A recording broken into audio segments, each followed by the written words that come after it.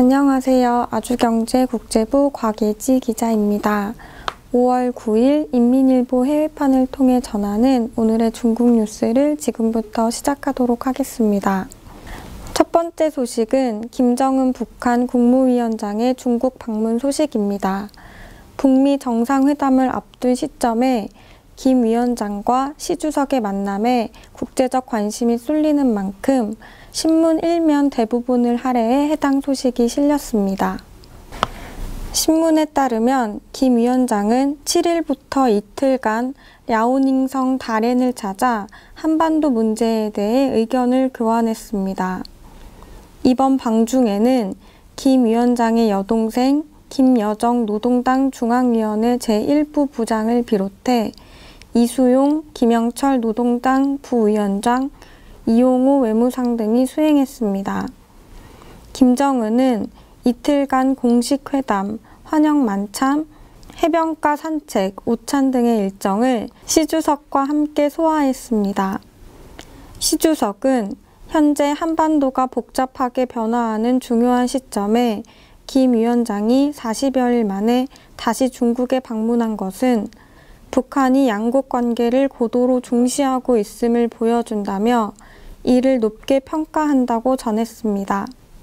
또 북중 관계의 건강하고 안정적인 발전을 추진하고 한반도의 장기적 평화와 번영을 위해 함께 노력하겠다고 밝혔습니다.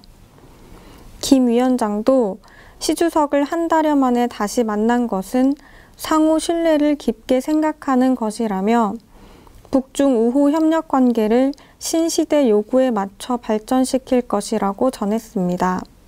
이번 김 위원장의 방문이 곧 있을 북미 정상회담에 어떤 영향을 미칠지 기추가 주목되고 있습니다. 두 번째 소식은 김 위원장과 만남을 가진 시 주석이 도널드 트럼프 미국 대통령과 전화 통화를 했다는 소식입니다. 신문은 1면 헤드라인 뉴스 바로 아래 해당 소식을 실었습니다. 시 주석은 트럼프 대통령과의 통화를 통해 북미 정상회담을 지지한다며 양국이 서로 마주보고 가면서 상호 신뢰를 쌓고 단계적인 행동에 나서기를 원한다고 전했습니다. 이어 대화와 협상을 통해 각각 우려되는 부분을 해결하길 바란다며 중국은 계속해서 한반도 비핵화와 장기적 평화를 실현하는 데 적극적인 역할을 하겠다고 중국 역할론도 강조했습니다. 트럼프 대통령은 미국은 중국이 한반도 문제에서 중요한 역할을 하고 있다는 점을 높이 평가한다며 앞으로 중국과 소통과 협력을 강화해 한반도 문제를 해결하고 싶다고 밝혔습니다. 마지막 소식은 리커창 중국 총리의 일본 도착 소식입니다. 오늘이죠. 한중일 정상회담을 위해 일본 도쿄를 문재인 대통령보다 하루 먼저 방문한 리커창 총리의 소식이 신문 2면에 실렸습니다.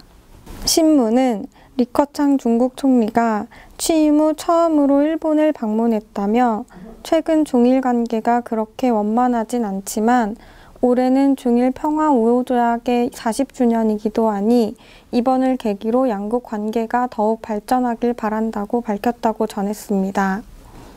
한편 2년 반 만에 열리는 한중일 정상회담의 핵심 의제는 판문점 선언 이행을 위해 세 나라가 어떻게 협력할 것이냐입니다. 문 대통령도 취임 후 처음으로 일본을 방문해 아베 신조 일본 총리와 리커창 총리와 함께 이 문제를 논의할 예정입니다. 문 대통령은 회의가 끝난 뒤 아베 총리, 리커창 총리와 별도로 회담을 가지며 비핵화로 가는 여정의 첫 번째 관문을 통과할 계획입니다.